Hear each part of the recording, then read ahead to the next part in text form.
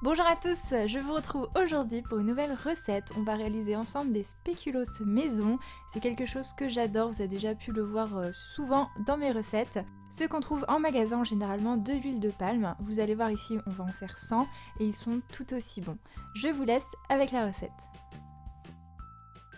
Il vous faut de la vergeoise brune, du beurre, de la farine, de la cassonade, un œuf, un mélange d'épices pour spéculoos, vous aurez tous les détails dans la description de la vidéo, de la levure chimique et du sel.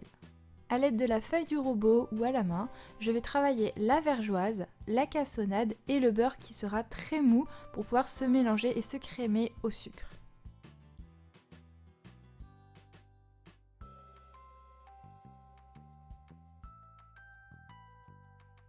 Je n'hésite pas à bien racler le bol.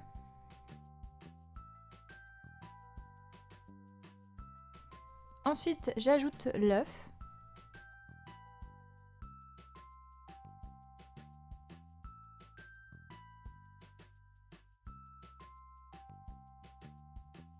Je racle une nouvelle fois le bol et je termine par ajouter la farine, la levure, les épices et le sel.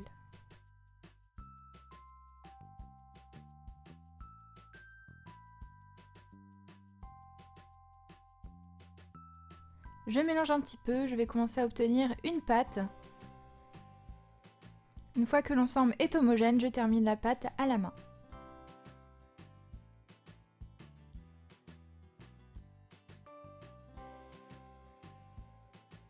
La pâte est trop souple ici pour la travailler, je la filme au contact et je la réserve plus d'1 heure au réfrigérateur.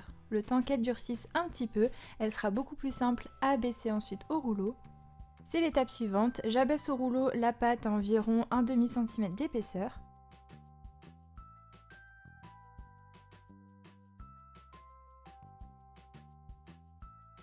Ensuite, vous choisissez l'emporte-pièce qui vous convient le mieux. Pour ma part, je choisis un petit carré avec des rebords décorés. Vous pouvez faire des rectangles ou utiliser d'autres petits emporte-pièces pour sabler. À ce niveau-là, c'est vous qui décidez.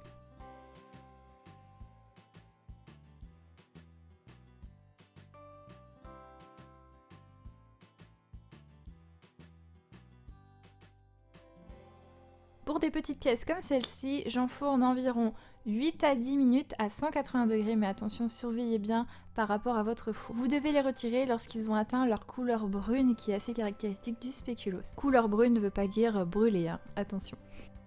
Ici sur les images, ils paraissent un peu plus clairs, mais c'est à cause des éclairages. Attendez la fin de la vidéo pour voir exactement la vraie couleur à obtenir. À la sortie du four, je ne touche pas aux biscuits, je les laisse refroidir tranquillement sur une grille. À ce moment-là, ils sont encore mous, en refroidissant, ils vont avoir cette texture cassante et croustillante du spéculoos.